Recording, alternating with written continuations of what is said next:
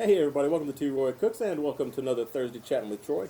Appreciate all of you who have helped me get to this 1 year anniversary special. This is episode 52.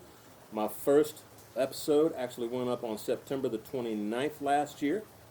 So this one is the 52nd week. This is the 52nd episode, 1 full year. I'll be quite honest. When I first started doing these, I was going to give her 3 to 6 weeks to see how she went. And after the third week, I was thinking, man, this isn't really taking off like I'd hoped it would. But I stuck with it because of all of you.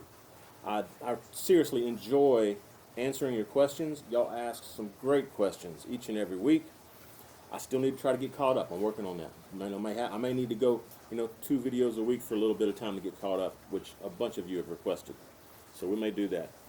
But yeah, man, I wasn't sure how this was going to work, but I enjoy teaching. I enjoy learning from you guys as well as you learning from me. It's a two-way street, Plus, all of you who have helped in the comments.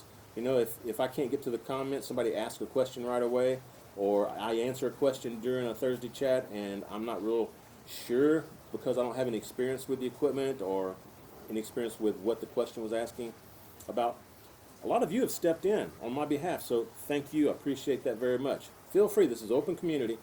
If you have a better answer than what I provide on these Thursday chats, please do comment in the comment section below. If you've got a question, just ask it in the comment section down below. And like I always say, if I mention any YouTube channels or any products during this video, or if my co-hosts mention anything like that, I'll go ahead and throw that information in the description box. How do you get there? All you have to do is hit show more. Right beneath the video, just hit show more. It'll open the description box. I've got all those YouTube channels. I've got the products, the websites. If they're on Amazon, I've got my own Amazon affiliate links there, along with some ThermalWorks links, and also the questions and where at in the video that those questions are asked and then answered. So a lot of good information down there. I hope y'all check that description box out. And first off, though, I've got to thank Stuart. Stu, my buddy, my brother. I decided to reserve this. Stu sent me this, folks. He's been a long time fan and commenter on my videos. Almost comments on every one of them. But Stu, appreciate this very much. He sent me this nice Kentucky bourbon whiskey. It's Jefferson Reserve, made in small batches, and it is a very old whiskey, folks. This is 90.2 proof, so hopefully I'll make it through this one. But he sent me a bunch of other stuff from Jefferson Reserve as well. So, Stu, this one's for you, my man. Cheers to you, buddy. Pour it over some ice. There we go. I like a little whiskey occasionally. Cheers to all of y'all. Ooh, that's smooth. Oh my gosh. That's good. That's really, really good. I can tell it's aged. When you age a whiskey, it gets really mellow and smooth, but man, it has that nice oak flavor. It's almost like vanilla up in the roof of my mouth right now, and my nostrils. That's excellent, man. Thank you, Stu. Appreciate all of the care package stuff you sent me, man. Greatly appreciated. And I got to thank all of my co-hosts throughout the past year that have joined me. I'm going to have some more of those on, along with some new ones coming up, so y'all be watching for that. Today's episode, I've got a special guest, one of my dear good friends, a YouTuber, Rus Jones. He's in Mississippi. He's got his YouTube channel, Smoky Ribs BBQ and Southern Cuisine. Y'all go check him out. I'll put his link up here. If you're not familiar with him, please do go subscribe to him. He's down to earth. He's got some fantastic recipes. A lot of great recipes, folks. He does a lot of barbecue and seafood and a bunch of other stuff too. He's got quite an assortment of cookers himself. He's got an offset. He's got a Kamado Joe. He's got a grill, a kettle, I think. Anyway, y'all go check Rus out. But Rus, why don't you introduce yourself? Why don't you take a question or two here at the very beginning, my man? I'm Rus Jones from the YouTube channel Smoky Ribs BBQ and Southern Cuisine. My good buddy Troy asked me if I would help him out on this particular Thursday chat, and man, I was happy to do it. Thank you, Troy, for asking me. We talked about it some time back, and I've been looking forward to it. I'm going to get the ball rolling with the very first question, and this is from BSBRU88. He says, I want to smoke a beef roast, but I want to slice it instead of pull it. What kind of beef roast would I get? What temp to smoke it at? Internal temp so it's tender but doesn't fall apart when I slice it. Thanks. Well, you didn't specify what kind of roast, so you know there's different methods for doing different things, but I'm assuming you're talking about something like a chuck roast, something you'd eat with mashed potatoes and gravy and things like that. And if that's the case, what I always do with beef or pork is I'll bring it within 5 degrees of where I would normally pull it if I was going to pull it. It's going to be right there on that borderline of falling apart, but not quite there yet. And when you slice it, you're going to have a complete slab of meat, but yet when you grab it, you're going to be able to pull it apart, kind of like brisket. Brisket is also considered a roast, and I'll bring them up to 210 degrees, okay, on a brisket.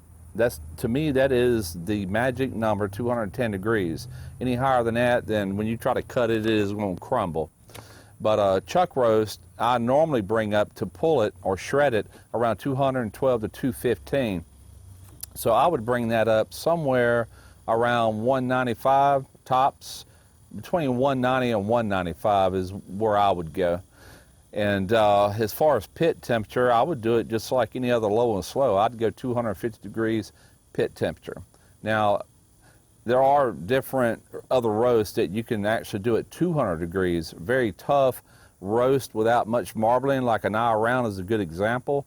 In a case like that, I would cook that at 200 degrees pit temperature, and you can actually get it up to 145 degrees internal temperature, which is rare, okay? And like I said, it's a very tough cut of meat, but by cooking it very slowly at a real low temperature, it breaks down that connective tissue and it actually starts tenderizing that meat somewhat. But even at that, you would want to cut it really thin. I would actually suggest a meat slicer. A lot of your roast beef is done like that. And that's why I was saying, you know, wasn't sure which kind of roast, but there's really 2 methods of doing that. So I hope I cleared that up, answered it to your liking, and I'm going to go ahead and answer this second one as well. It's back-to-back questions. This one here is quick question on smoke rings. Is there such a thing as too big of a smoke ring? Well, smoke rings, first off, does not mean your meat's got a lot of smoke. It has nothing to do with smoke. Well, it does, but not in the way of flavor or smoke flavor. You can have ribs, and I've done them many times with no smoke ring. They're just absolutely fantastic as far as a good smoky presence. What creates that smoke ring is something or a gas within the smoke itself. It's a nitrogen dioxide that actually penetrates through the bark on ribs, brisket, any meat. And that is what gives it that reddish color. And people go out of their way a lot of times to increase the size of that smoke ring, and they do that by applying mops and sprays, you know, as they're cooking their meat. They'll open it up maybe every 35, 45 minutes, and they'll do a mist on it, or they're doing a mop, and always they'll put some sort of water pan for moisture. The more wetter you can make that meat, the more that nitrogen dioxide penetrates into the meat, and the deeper the smoke ring will be. But no, there is no too much. Some people shoot for a ½ inch. So I hope that clears that up. That was some great info, Rus. Thank you very much. And again, folks, y'all go check him out. I'll put his link down below in the description as well as up here for you. At the end of the video, click the icon. And I think Rus mentioned 145 is rare. 145 is actually medium to medium well, depending, you know, on which chart you're looking at, I guess. But just wanted to clarify that. Rus asked me to do that. It's like when you're in front of the camera, sometimes your mind works faster than your mouth and they get confused. So Rus noticed that he had made that mistake and asked me to correct it for him. There you go, Rus. Appreciate it. And as far as the smoke ring, I talked about that last Thursday chat. How do you get a nice smoke ring on the Web Smoky Mountain? So if you haven't seen that chat, go check it out. But Rus is absolutely right, man. Great stuff, Rus. Great stuff. I'm going to take a few questions here. Again, cheers to everybody out there. First question that I have comes from Kane Allman. How you doing, Kane? He says, Troy, I was curious if you've ever tried Cackalacky Cheerwine BBQ Sauce. It's popular in my area in North Carolina. Would be great to send you some to try in a rib or chicken video in the future. Yeah, Kane. Send me some, bro. Just hit me up on Facebook. I'll send you my mailing address, okay? I'd love to try it out. I know about 4 or 5 years ago, Karen and I took a trip around the Asheville, North Carolina area. Actually, Lake Lure is where we stayed. But we got to I actually saw that Cheerwine in the convenience stores, and I tried some. And from what I remember, it's like a cherry-flavored cola, if I remember correctly. But I didn't see the barbecue sauce, so I haven't tried that. But yeah, go ahead and send me some, man. I appreciate it very, very much. Thank you. And that's a gorgeous area. Man, I really enjoy that whole area with the Smoky Mountains there and the nice environment there. It was cooler than it is here in Texas. A little more humid, but it was cooler. And also a lot of waterfalls, man, especially south part of North Carolina and South Carolina, and a little bit of Georgia, too. But thanks for the question, Kane. The next question is from Mr. Able to Speak. He's asking, chew what? I chew red seal, wintergreen, fine cut. How about that? All right. In fact, I'll go get it. I'll show it to you real quick. Hang on. Here we go. This is it. Red seal, fine cut wintergreen. And I like this because it's cheaper than your Skull in Copenhagen, and it's got the bigger cans, so you get a little bit more in it. But I try not to chew on camera too often. I know a lot of people don't like that. So you usually won't see me doing that. But there are some occasions where I need to shoot some video and I just put a dip in. So it happens. But thanks, Mr. Able to Speak. Appreciate the question, man. Next question is from Small Beans 101. How are you doing? Let's see. Great video. Thank you very much. What do you think of lime or barbecue sauce on steaks? I like lime on steaks. Lime juice. Man, I first had that out here in Texas, actually, in Austin, where I got some fajitas one time at a restaurant, and they served a lime wedge on the plate with the fajita meat. And I squeezed some of that juice over the meat, man, and it was so good. Oh my gosh. So yes, I do like lime juice on steaks. Really, really good stuff. Barbecue sauce? Not so much. I like to have the flavor of the steak itself, so I don't use a lot of sauces, even like steak sauce or anything. I may use a little bit, but not much at all. So if I do use a barbecue sauce, it's going to have to be like a Kansas City style barbecue sauce. Smoky, bold, tangy, rich, a lot of black pepper in it, those kind of things. But very rarely would I ever use that. But yeah, that's how she rolls, man. I just like the flavor of my steak. Russ, why don't you go ahead and take this question, my man?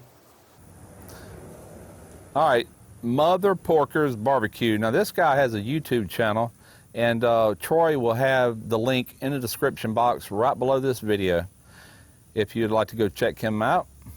All right, here's this question. Great video, as always, T-Roy. Have a question. Have you ever gotten irritated shooting a video behind the scenes type of thing? Maybe the camera won't focus, maybe the audio keeps getting interrupted from a barking dog, huge smoke comes out from the cooker and hits you right in the eyes. As a new channel, we experience a little bit of annoyance on every video, but we keep pressing on. Cheers. It's funny because that's the way this started. When I brought the camera out here, I'm getting ready to shoot. My neighbor decides he's going to fire up his lawnmower and cut his front yard. So I had to go back inside and wait for him to get through cutting his yard. And just a few minutes ago, man, I was going good, and, answering a question. And this lady out of nowhere, excuse me, and homeless person walks up, wants to know if she can take a bath in my house. I'm like, no, sorry. So yeah, there are annoyances, and I'm sure Troy could say the same thing on that. Yeah, Mother Porker's Barbecue. I'll put your link down below in the description box. Just show more, everybody. Go check them out. Show them some love. Yeah, I'll tell you what, man. It does happen quite often. I'm in a flight path for commercial airlines going to the Austin International Airport, and also some small business airports that are in my vicinity. So we've got Learjets and prop planes, that kind of thing.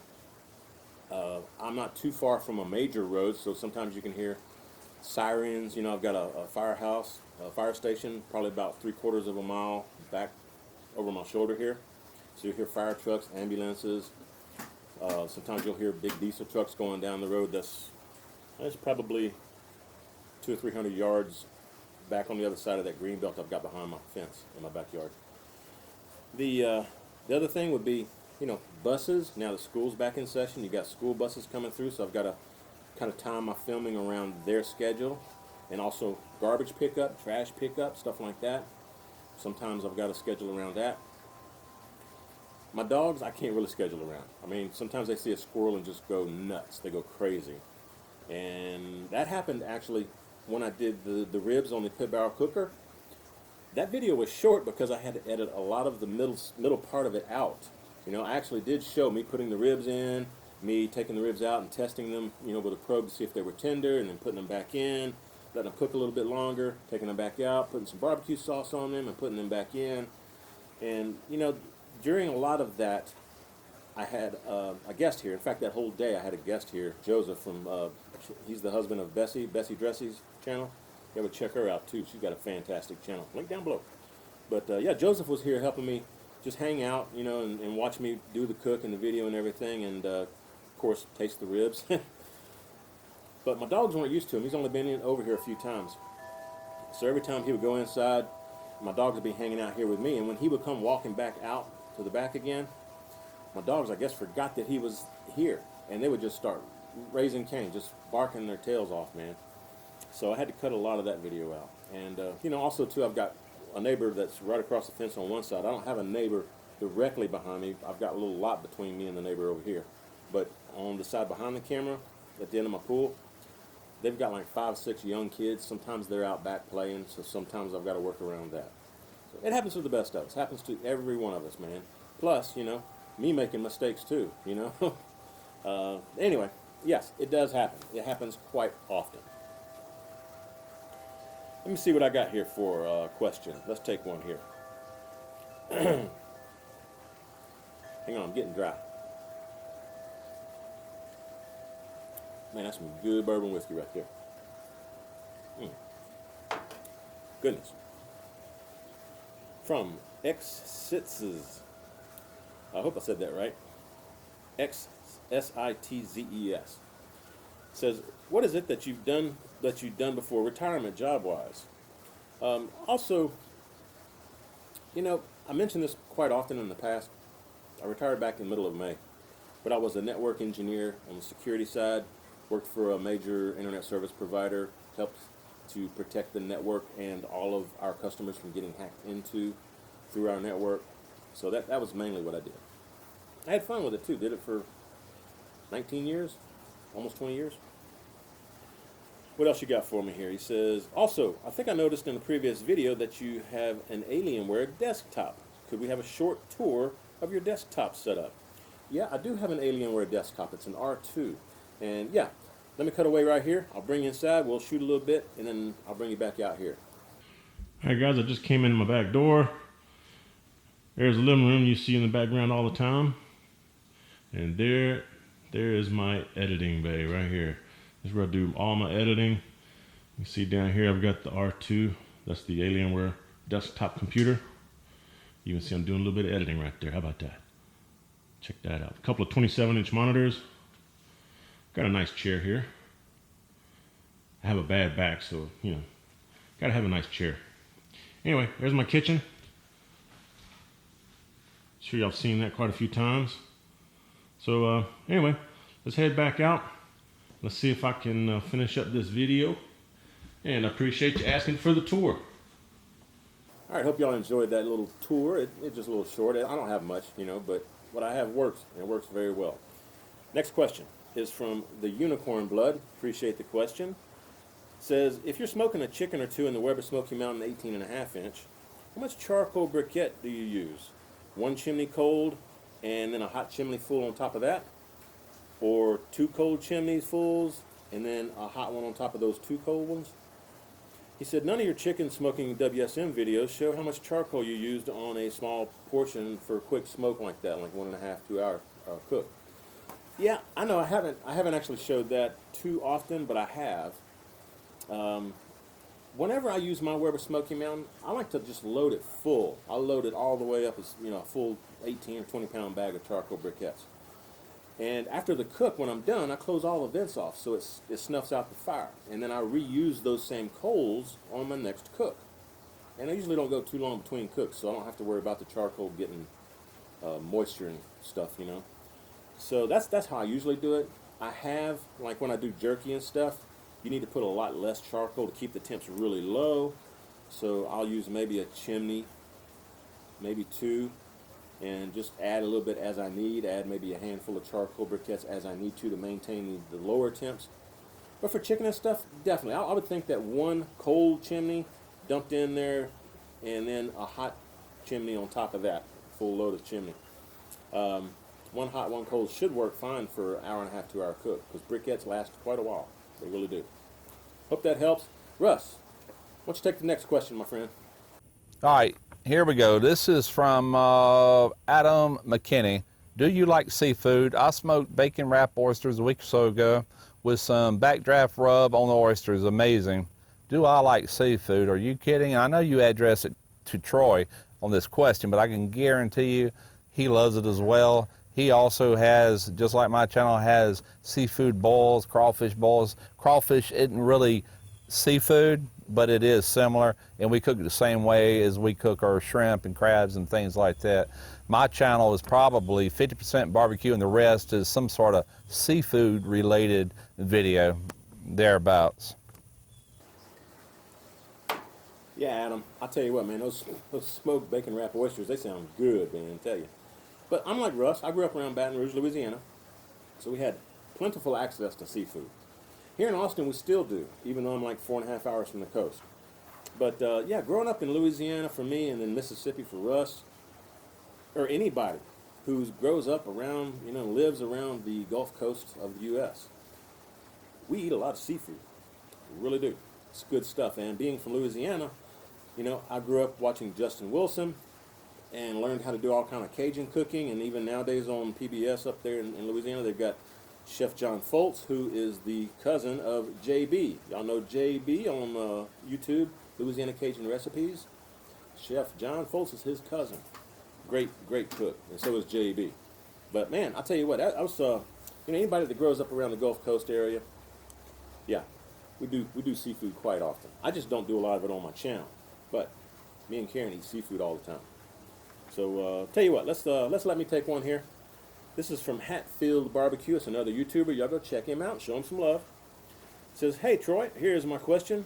We all know brisket is the hardest piece of meat to get right. If someone overcooks or undercooks it, how can they salvage it? Chop it up and add it to a crock pot with some sauce? Thanks, Troy, and thanks for the sub. Hey, I appreciate it. Yeah. You know, brisket is one of the hardest things to cook. It really is, because you've got 2 different muscles, and one muscle gets done before the other. So it's difficult to get it right.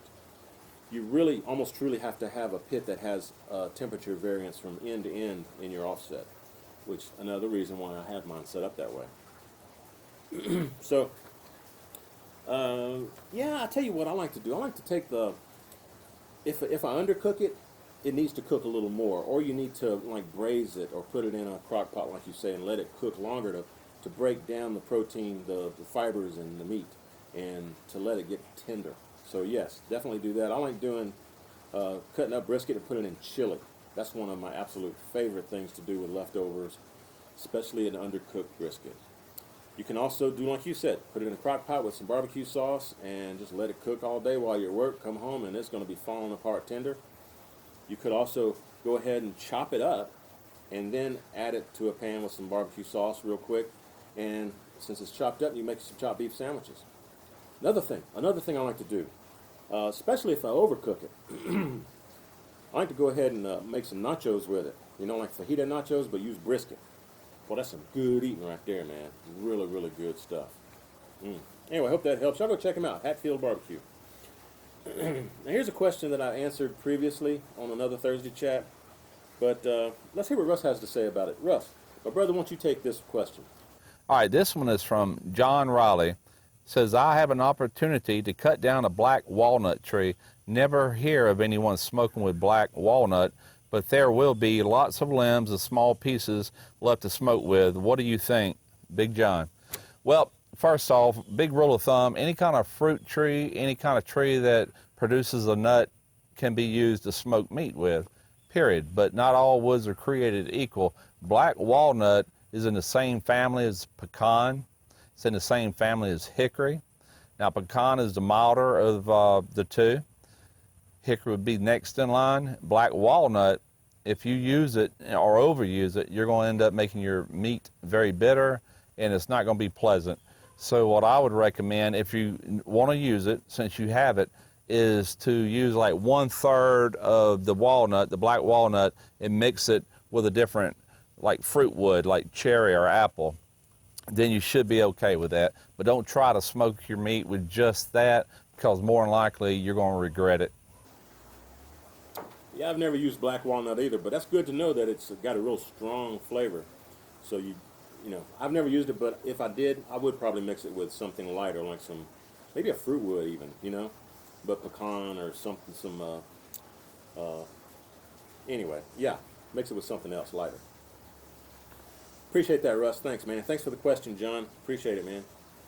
Let's see, I got a question here from Carlos Hernandez. What you got for me, Carlos? He says, hi, T-Roy. Hey, Carlos. Cheers to you, my brother. That's good. Carlos says, I love the fact that you put yourself out there in the Q community. I have fun, man. You know, I like the interaction between me and my fans, and even meeting people in the store. I've met quite a few in the stores, or not grocery stores, but like, heck, out at the pizza place, you know. Had a good time meeting Jerry over there. So anyway, he says, Carlos says, my question is, what led you in the direction of barbecue? He says, I'm hesitant to put myself out there with all the Q channels as well as all the haters who just hate. And yeah, they do. The larger your channel gets, the more YouTube promotes your videos and the more haters you'll get. So you just have to have thick skin. If somebody says something, you know, curse word or something on my video and I haven't seen it, please let me know, because I go back and try to catch all of those and delete those messages. And I'll even go to the point, if they continue, I'll block them so they can't comment on my videos anymore. So, and some of you have told me about some nasty comments, you know, with curse words and stuff. So I appreciate y'all letting me know. Those people will not be commenting on my channel anymore. But Carlos says, I love the barbecue and even thought of a catchy name. Cuban Q. Yeah, QBNQ. That is catchy, man. He says, what advice can you offer someone like myself in the barbecue arena as well as the YouTube arena? Like the videos, love the videos, and your chats. So salute and cheers. Thanks. Hey, appreciate that, Carlos. Cheers to you again, brother. I got into barbecue when I moved out here to Texas, when I moved to Austin. That's probably back around 1990 or so. In Louisiana, like I mentioned earlier, we do a lot of seafood, a lot of the Cajun type dishes, a lot of rice and gravy dishes, but we didn't barbecue a whole lot, at least not in my family. So I was excited when I came out here and started going to some of the barbecue restaurants and checking them out. You know, I was like, man, this is good, but I can do better myself, I think. So I got the Weber Smoky Mountain, started cooking on that, had that for a year or two, and then I got my Yoder Wichita, my offset. I love that offset, man. You talk about, if you want some fantastic, real, authentic barbecue, you've got to get you an offset. Trust me on that one, man. The Weber Smoky Mountain does a pretty close job, but offset's the way to go. Yeah, I just got into learning how to barbecue, basically from watching other YouTube friends. You know, like I had Rus, he's on, JB. Also, Greg, Ballistic Barbecue. We had John, Big Meat Sunday.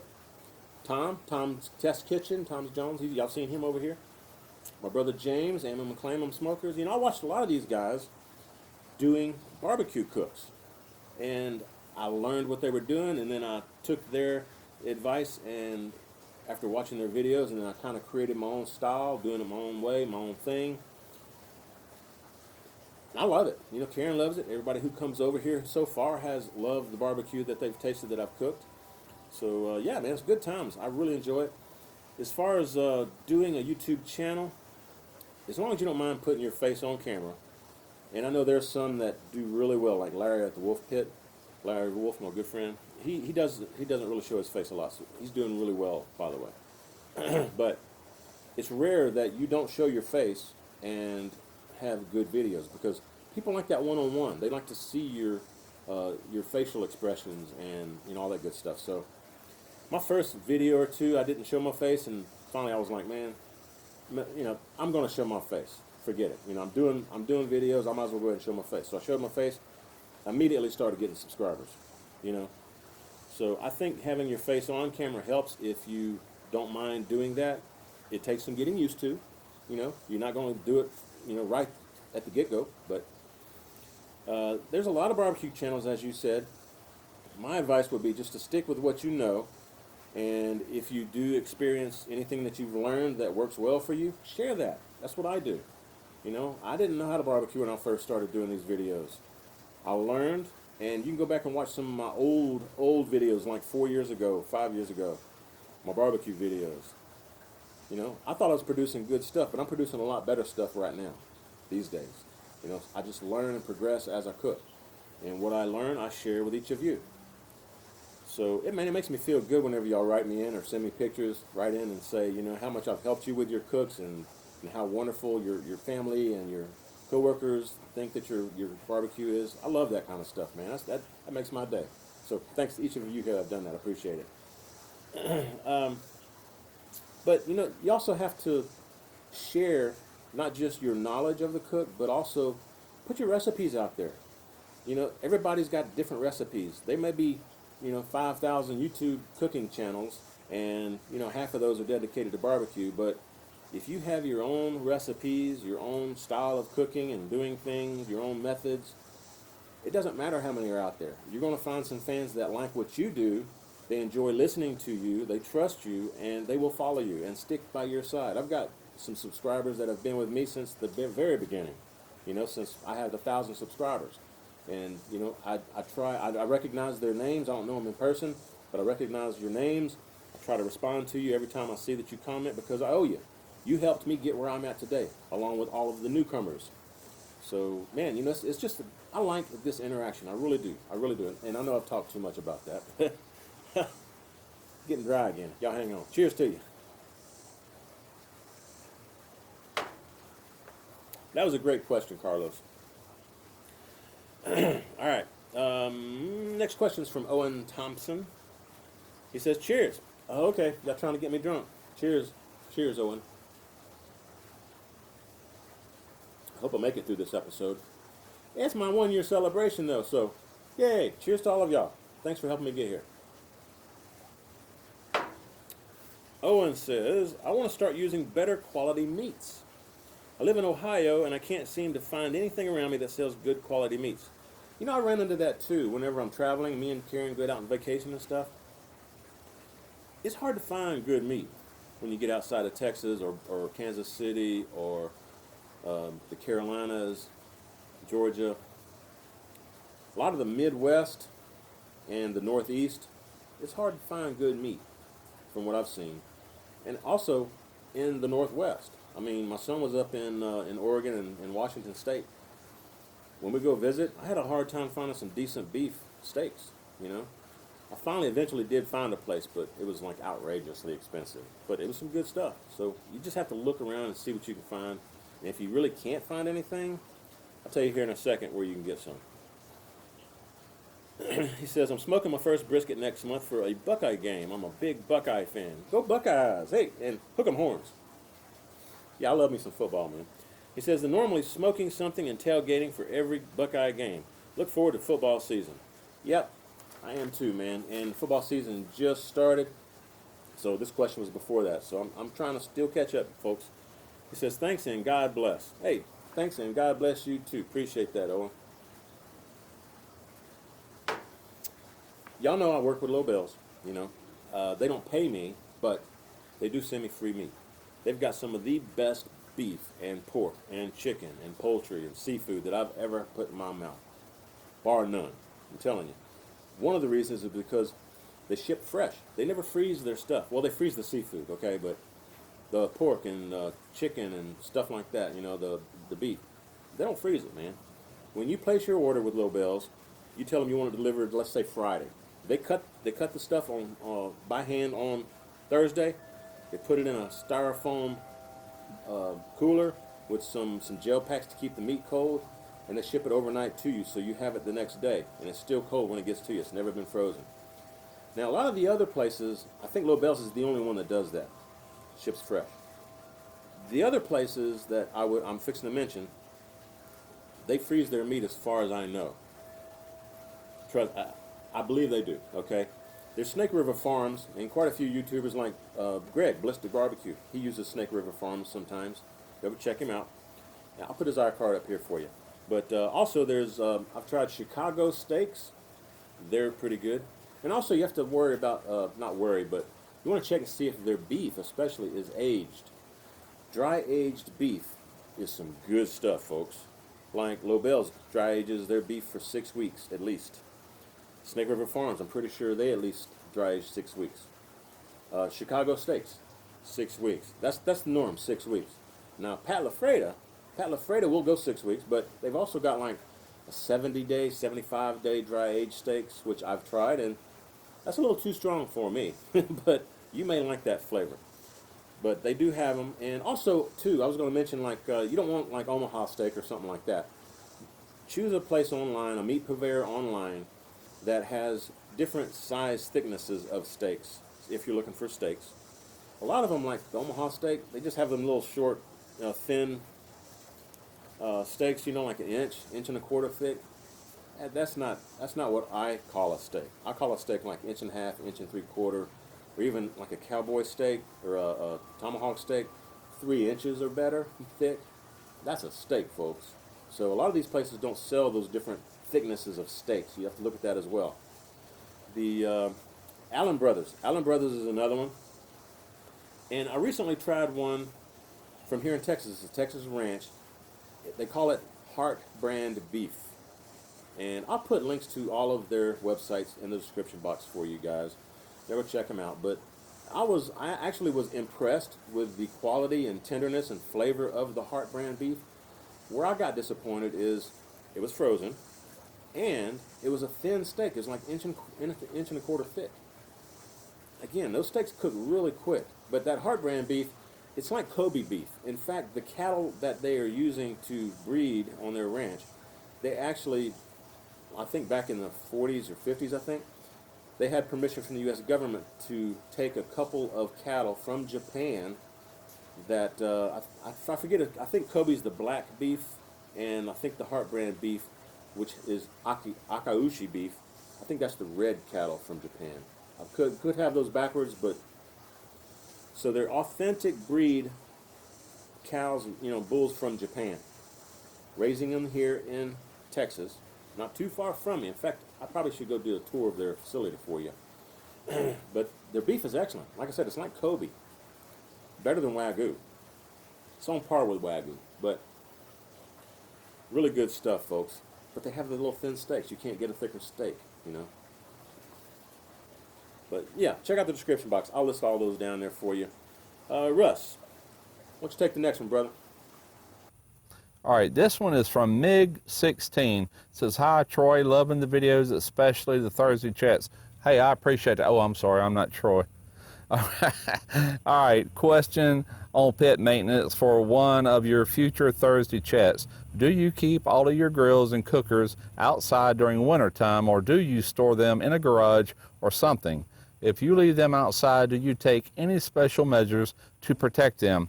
Thanks in advance and keep up the great work. Well, I can't answer for Troy, but I know in my situation, I have a garage right here, and all of my pets go into the garage. The only one I keep outside is my Weber kettle. You just can't hurt them things, man. They'll last forever. But even my ceramic grills, like my Kamado Joe, they could live outside perfectly, no problem, but I have the room, so I move them all inside. But I'm going to let Troy take this question and answer it and see what he does, because I think his is more exposed to the elements. Yeah, I agree with you, Russ. Russ and I both live down here in the very south of the U.S. where we don't get snow. We get rain, pretty often, and we do get some cooler temps, but very rarely does it snow here in Austin, and it probably doesn't snow much where Russ is either. If we get a snowfall, it's maybe once every 5 years or so. So I leave my grills out under my pergola. I've got it covered. So the only way that they will get rain on them is if it's a real strong wind coming in with the rain and the rain's blowing sideways, you know, at an angle, sometimes my pits get wet. But the sun will soon come out here in Texas, and I don't have to worry about them, you know, rusting out or anything too bad. Now, I will say, a lot of you have mentioned that the firebox is rusting on my offset. I know that. I've got a saltwater pool, and I think that helps the rust factor on my pit. Haven't really noticed it on my other pits too much yet. But also, I put oil on my pit because I know if I put some paint on there, unless I've got some really, really good, like some paint you put on headers for a vehicle or something, some of that really high temp paint, if I put some paint on there, it's just going to burn off again next time I light a fire. So I treat my offset like a cast iron skillet.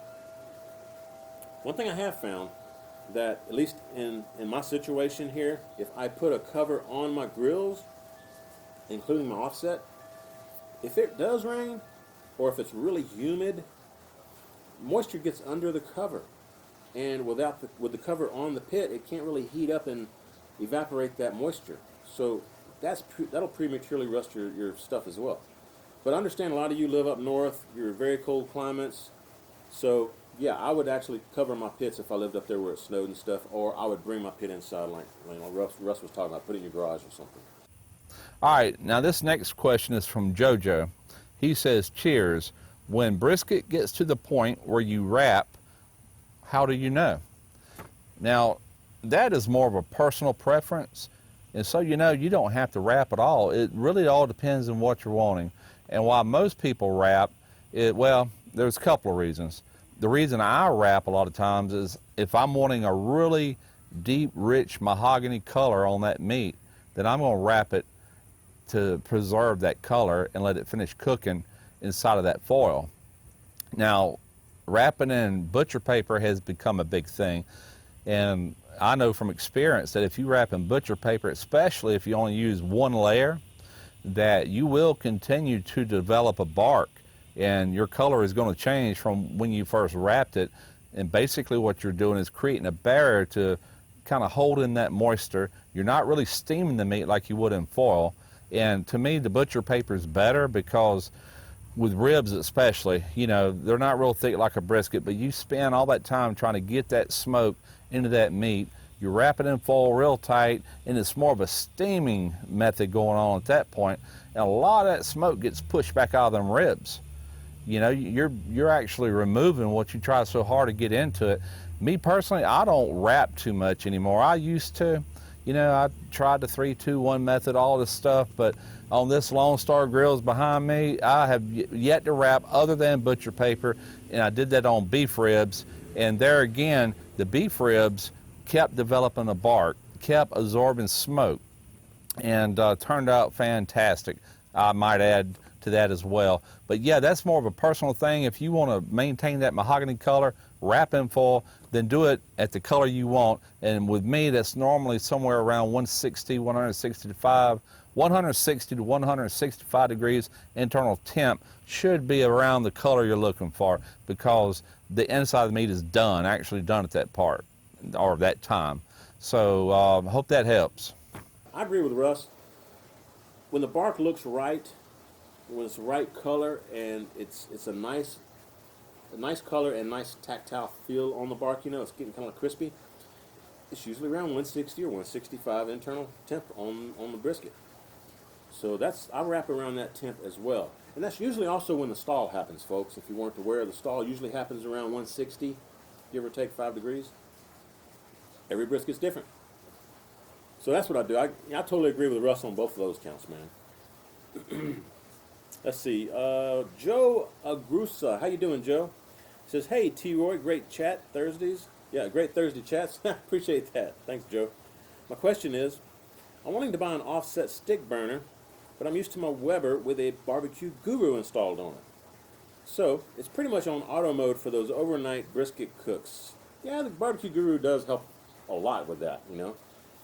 He says, is there any way to load more fuel, wood, into the chamber of the offset cooker and install the BBQ Guru to keep her on autopilot for those long overnight cooks? P.S. I notice you also have the port for the BBQ Guru on your Yoder, but never show it being used. Thanks, T-Roy. you and Justin, aka Jason, from Baby Bag Maniac, should make another video together. You guys compliment each other. Hey, I appreciate that, man. Yeah, me and Justin, for some reason, we just click, man. We're like old high school buddies that don't get to see don't get to see each other very much that often. But yeah, man, we click. We're pretty tight too, man. We're talking almost daily by phone or email, you know, texting each other and stuff. Justin's a great guy, man. Yeah, you know, the reason you won't see me using that BBQ Guru on my Yoda Wichita, I have tried it 2 or 3 times, but each time I have, I'm still having to add wood every hour, every 45 minutes to an hour. So it's not really helping with that. It also blows ash. When the fan kicks in, it blows ash into my cooking chamber, which gets ash all over my meat. I don't like that. But if I remember right, Tom over at Tom's Test Kitchen, who had a Pecos, the old country offset. I think he maybe had the Wrangler, but anyway, he had a one of those. It almost looks like a wax crate, like his wax crate records that he has nowadays. Y'all go check him out, waxcraterecords.com. Link down below, and check out Tom's Test Kitchen. But they do make those, what you call like little metal boxes that you can layer charcoal and wood chips or chunks or wood sticks in. And Tom actually did that. And I think if I remember right, instead of lighting it from the bottom, he lit it from the top. He started some charcoal on top, and then beneath that a layer of wood, and then another layer of charcoal, another layer of wood, and so on. But he started burning the actual, you know, this big tall metal box. What is it like? I forget what kind of it's the stuff usually you find in your grill grate for your firebox, you know, like a charcoal grill grate or something. But expanded metal. They're made out of expanded metal. But you start the fire from the top, if I remember correctly, and you can use the BBQ Guru using that method. It will work. It will burn throughout the night, most of the night. You know, you'd have to do a test run and see how long it actually would burn. Plus, it probably depends on how many charcoal briquettes compared to how much wood you have in there. Because wood is going to burn quicker than your charcoal briquettes.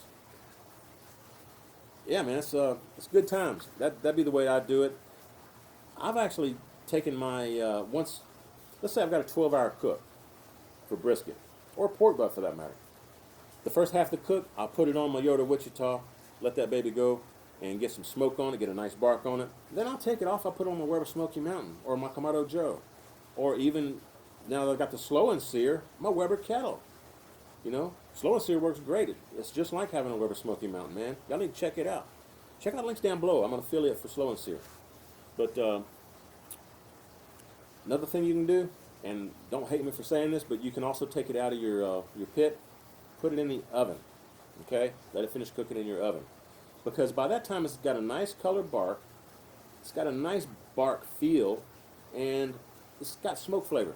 Yeah, as long as the internal temp is above 140 internal Fahrenheit, it's absorbed about all the smoke that it's going to absorb as far as flavor goes. The rest of the time that it's in the smoke, you're helping to develop the bark. So, in fact, very recently, in fact, Justin was on the video with me. We had done that bone-in brisket. We cooked the brisket for probably 6 hours on the Wichita. Then we took it off, put it on my Weber Smoky Mountain, let it cook the rest of the night. The next morning I got up, fired up my Wichita again, put it back on the Wichita, and let it finish developing the bark in the smoke. So you can do it that way as well. But yeah, getting some sleep's a good thing now that I'm getting a little bit older. I still love those all-night cooks though, hanging out here, just enjoying life, being with nature, like I am right now. You know, I'm sitting around here, got beautiful clear blue skies. I hear my water fountain in the pool and my water fountain over here going. Got some nice wind blowing through here, so you hear my chimes over here every once in a while. And sometimes you even see a squirrel running back here on the fence, which I didn't see on that last Thursday chat. But I did see it. He ran around, and I saw him back behind the camera running along the fence, and I pointed that out. But yeah, it was funny when I was editing, I saw the squirrel running across the back fence here. Gotta love nature, man. Oh, yeah. All right, let's see. I think that was it for Joe. Yeah, I tell you what, I'm getting a little dry, Russ. My brother, take the next question for me, will you? All right, this one is from Chuck C. He says, I'm looking to get a new set of knives for the house, like a block set. What brand should I check out that I can sharpen myself and will last a while? It's kind of a good question for me because my last video featured a set of knives. It was a 3 set, and that's all I use. I talked with the company, and I told them that I use primarily a shelf knife, a paring knife, and like something to slice with. And that's exactly what they sent me out. But these knives, man, I hope you go over there and check the video out at my channel. It was the very last one, but I did a lot of research before I picked out a knife company, and I'm really happy I did. These are some super sharp knives. If you go to the website, they're going to say the world's sharpest knife, and I believe it. I'm not going to elaborate on that a whole lot. I'll let the video do that, but I would definitely recommend that. But there's a lot of other good companies out there as well, top-end knife makers. It's really all on what you're wanting to spend. And while I'm saying it, the Mac knives like I got, they're not bad price for what they are, not at all. But the one thing I would not do, because you won't be happy with them, you won't be able to keep a real good edge like the day you bought them, is I would not go to one of these department stores, you know, the ones that are everywhere. I would not go there and buy these block sets. I just wouldn't. They don't cost much. They're not very good knives. If you're really serious about wanting some good knives that you're going to enjoy for years and years to come, then I would definitely look elsewhere and look into some top-end brands. It's well worth it in the long run. Mac knives, you say, huh? Yeah, I gotta check those out, man. I did see your video when you did that unboxing review type video of the Mac knives. It did look like some good knives. I've got a review coming up soon too. Some folks in England sent me some brand new knives, folks. I'm gonna be doing those little review of those real soon and unboxing on that. So y'all stay tuned for that on my Tuesday. That's my cooking channel videos. So if y'all weren't aware, I do cooking on Tuesdays. Check it out. But yeah, you know, my favorite has always been Wusthof so far. I love the Wusthof knives. Now, I think I mentioned one time that Wusthof has 3 grades, and they may, but the bottom cheap grade is their gourmet line. Okay, I do have a couple, 2 or 3 gourmet knives from Wusthof. My favorite, which I have a lot more, I've actually got like a set of their classic line. Okay, those are some fantastic knives, folks. You can feel the difference if you have the opportunity to go like into a Sur La Table or something like that, where they're selling Wusthof knives, or even All Things Barbecue. They sell them. Go check them out in Kansas City or online. But if you're in the Kansas City store or a Sur La Table or any other place, retailer that sells Wusthof knives in your area, go pick up the knives, feel them, and look in the handle to see if that blade, the tong, goes all the way through the handle and is riveted through the handle. That's a good knife, folks.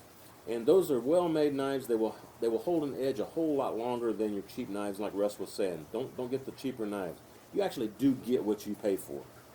But so far, from what I've tested and what I've held in my hand, I like the Wusthof Classic line myself. So, Russ, why don't you go ahead and take the next one again, man? All right, this next question is from J.R. Johnson. He says, cheers, Troy. Love all your videos. Have you ever smoked venison? And if so, what extra fats would you add to help keep it juicy and moist? Troy's a lot like me. He's not really in the hunting anymore. I used to be. I've heard other people ask this question about game meat, and I know he's ordered some things like that or whatever, but I personally can't really get my hands on it anymore, but I used to cook a lot of it. But what I would do on a roast for venison is I would take and pierce holes into that meat, and kind of like the old Justin Wilson style where he would shove little cloves of garlic and all these piercings. Instead, put some lard or bacon. Use bacon. Push all in these holes all the way around it, then actually wrap it in bacon. After you season it, season your meat, wrap it in bacon. It gives it a fat to cook in, and that should do it. But make sure your pit has got water. Like on the WSM, I don't own one, but I know they have a water pan. Make sure it's got water in it. My Lone Star grills here, it does have the ability to hold water in the bottom of it, and it adds moisture to the meat while it's cooking. I would definitely do that as well. Hope that helps you out. Yeah, you're right, Russ, man. It's probably been 30 years since I've hunted, man. when I never hunted for venison, for deer, or hog, or boar, anything like that. I did have a rat terrier one time that I was training to be a squirrel dog. No, it was a fox terrier. I had a fox terrier, training him how to be a hunter for squirrel. And me and one of my buddies would go squirrel hunting with that dog. Had a good time too. So squirrel stews, man, that's some good stuff. Had another one of my friends, we'd go quail hunting, so I did that. Did some rabbit hunting. But, you know, I can go to the grocery store and get the stuff now, or order it online, like Russ was telling you. I order the game meat online now from California. So I don't really have a reason to go hunting. I could if I needed to, though. Like my buddy up in Alaska. This is a shout out for you. This is Matthew and Holly. Love you guys. Cheers to you. But Matthew and Holly up in Alaska, around Anchorage, they actually, we talk often, we text each other often. He's good. He's my brother up there, okay? But they recently went on a moose hunt, and they were showing me some pictures of some of the moose that they shot. They killed 2 moose, brought them home, and said that'll be their meat for the rest of the year. So if I was in a situation like that, you know, where I depended on what I caught for food, you betcha I'd go hunting. But yeah, cheers to you, man. I got a question here. Let's see. This one's from, it's my brother, Elton's Barbecue Pit. Y'all go check him out, Elton's Barbecue Pit. It's my good friend, my brother from across the pond, Jatil. How you doing, Jatil? You know, I always got to do a cheers to you, brother. Almost done. No worries, though. I got another bottle. I got a full bottle, actually. Again, thanks, Stu. This is some good stuff, man. And thanks for all the other stuff you sent, Stu. Jatil says, hey, Troy, my brother. When not using barbecue sauces, what's your favorite sauce or gravy? Are you a bearnaise sauce kind of guy? Cheers and have a nice upcoming weekend, brother. And hi to Karen, Jatil. Yeah, cheers to you again, Jatil. Man, Jatil's great. He's the one I tell y'all. He lives in Norway. He sent me that fabulous Norway hat, which I love. That's one of my absolute favorite hats. It feels good, you know, but it looks cool too. I like the colors in it. But Jatil does a lot of cold smoking and stuff on his Rubber Smoky Mountain. Y'all go check him out. Show him some love. He's got some wonderful videos, great recipes. Hit the iCard up here and go check him out. Okay, I appreciate it. Jatil, I'm not really a bearnaise sauce kind of guy, unless it's like in a lasagna or a mac and cheese, that kind of thing. I'm more of a brown sauce, brown gravy kind of guy. Like I said earlier, growing up in Louisiana, we had beef tips over rice and gravy, and we'd make gravy out of the beef tips, you know, when we was cooking them. Stew, I like a thick stew, so I like that, like more of a, it's thicker than a soup, but not quite as thick as a gravy. I like that over some rice. What else? Red sauces like spaghetti, meatballs, that kind of stuff. Sausage gravy. Yum. Sausage gravy over some biscuits, especially some big fat cat head biscuits and big round ones. That's good eating right there, folks. Get you some Italian sausage, breakfast sausage, and, you know, cook it up, and then take the sausage out and make some, put a little flour in the grease in the pan, make you a little sausage gravy. That's good stuff, and then throw the sausage back in the gravy. I do that with pulled pork too, man. In fact, if I haven't used all my iCards yet, I'll put a video up here for you. You got to check this video out, folks. I did some pulled pork sandwiches. Not sandwiches, pulled pork with a pork gravy, it's like a sawmill, sawdust gravy, I guess, depending on where you're from the country, sawmill or sawdust, sawmill gravy. It's made with pork, though, all right? Like, you can take pork chops, you know, put them in the pan, an iron skillet, and sear them on each side and cook them. And then take the pork chops out, use that grease from the pork chops to make your gravy. And it's like a grayish type gravy. You put a bunch of black pepper in there along with a little bit of milk, maybe a little butter to complement the pork fat.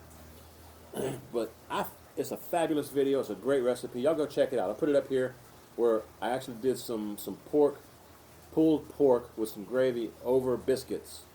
Excellent, excellent stuff. So yeah, pork gravy, sausage gravy, like a brown gravy, and your red gravies for Italian dishes. Bearnaise sauce, Not that often. That's a great question, though. Tell you what, let's hold it off right there. I think this is getting pretty long. Plus, I about need a refill. It's good stuff. You got any last words, Russ? Troy, I want to thank you once again for inviting me to be part of your Thursday chat. I have thoroughly enjoyed it, had a good time doing this. A lot of fun, brother. For any of you that don't know me from my YouTube channel, I hope you go over and check it out. I've got, I don't know, 5 years worth of videos on there, so hopefully there's something you would enjoy watching. I try to put them out at least once a week. Not always, but I'm pretty regular. So if you get a chance, go there and check me out. I appreciate that, my brother Russ. Cheers to you, man. I really, really appreciate you being on today. Folks, again, if you're not subscribed to Russ's channel, just click the eye card up here. He's one of the most genuine guys that I know. He's a very good friend.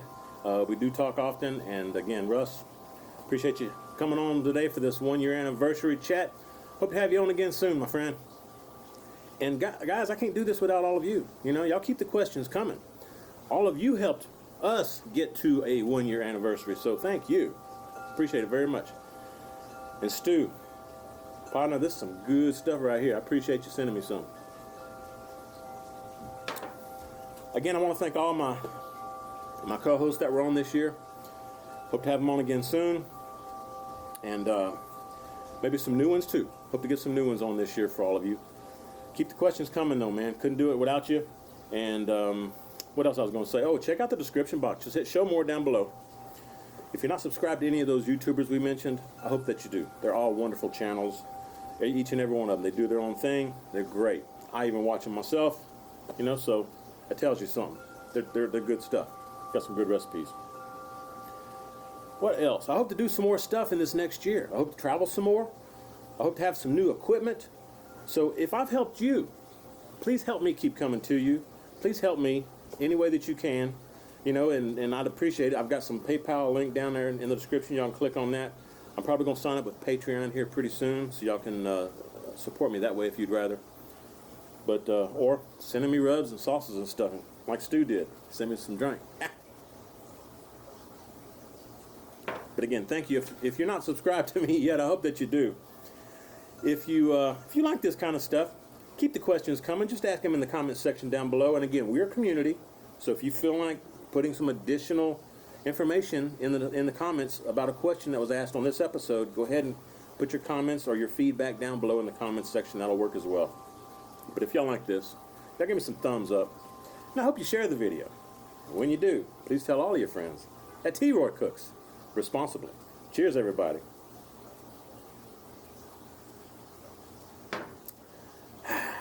Happy anniversary.